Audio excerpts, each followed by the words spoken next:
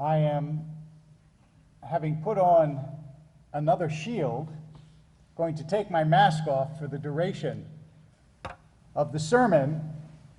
And I must tell you that when this was suggested to me, because I grew up watching Star Trek, I could only think of Scotty telling Captain Kirk to put up the shields. And I realized that this configuration, this contraption, ingeniously done, by the way, by our maintenance staff, and I want to give them tremendous credit for the conception and also the execution of the shields that protect us. This is obviously a bizarre and improbable way to deliver a sermon, or anything else for that matter, but I am very grateful for the human ingenuity that allows us, even in these straitened circumstances, to gather together, not only to celebrate Noah's bar mitzvah, but also to have a Shabbat service, all of us gathered both here and through the miracle of the camera. And as you know, and as you've heard, on this Shabbat, we talk about the spies going into the land of Israel, and you may recall that when Moshe appoints the spies, he says, the head of every tribe, one from each. And one of the commentators says, why does Moshe have to say the head of every tribe and then say one? He says, that's because every Jew thinks they're the head of the tribe. And I do realize when you listen to people talk about almost anything, and certainly their opinions about things like masks and pandemics and what we should be doing and closing and opening and so on, you realize every Jew is an epidemiologist, and every Jew is a doctor, and every Jew is a prophet because they know what the future will bring. And all of us have very decided opinions about something that ultimately, so far, nobody really knows anything about for sure. But this is the way, in some ways, that we make progress, by rubbing our opinions against each other and seeing what happens. But I do want to remind you of one other thing before I get to the central topic of the spies. The one other point is there are really two expeditions in the Tanakh. One is in the book of Joshua. Joshua sends 2 spies into the land of Israel, and that expedition works.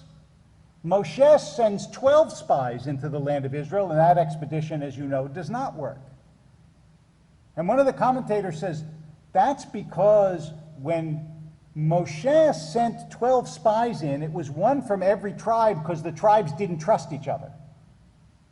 He couldn't just send from one tribe because the other tribe would go, hey, what about us? We don't trust those people from over there. And that mutual trust is therefore critical for Israel to come into the land. I say that because we all know that in our country, trust right now between different groups is not at a premium. And this is a really important lesson for us to keep in mind. And I want to talk today about one of the ways that we build trust. Because there is something that happens right after the spies that is almost never noticed or commented on, but tells us something really important about our own human nature. I don't know if you read this or if it's in the packet, but after the spies come back and they are rebuked, all of Israel grieves because they feel terrible that this has happened to them, that they're not ready to go into the land, that their own people were cowardly and they weren't brave as Caleb and Yehoshua were. And after that, the people decide they're going to go fight the Canaanites and the Amalekites. And Moshe says, don't do it. Don't go to that battle, because God isn't with you right now, and I'm not going to be with you, and you won't even be carrying the ark, because you know the Israelites always carried the ark into battle. You won't even be carrying the ark. But they go anyway, and they suffer a terrible defeat. Now, why did they go?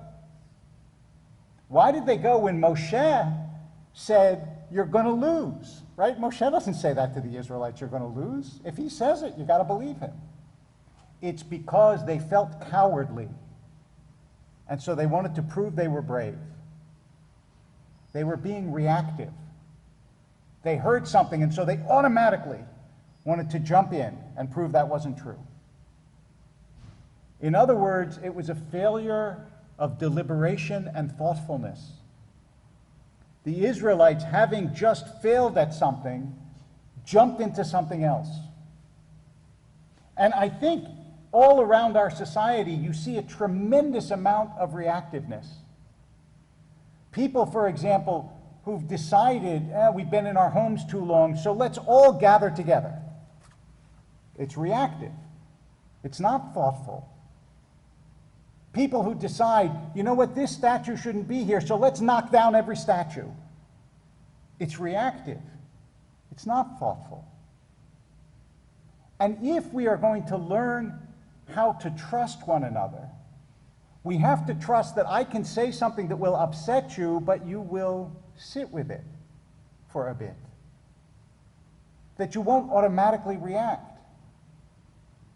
That you will take the time to build the shield before you say what you want to say.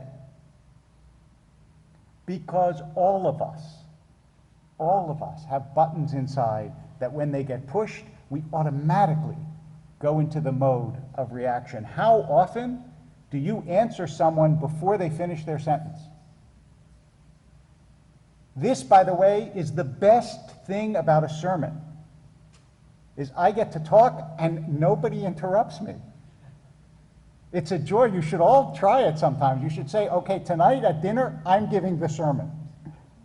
No one's allowed to interrupt till I'm done. Then, of course, the next day I get all the emails telling me why I was wrong, but at least I got Shabbat to speak an uninterrupted sentences, and that is an incredible gift that we can give each other.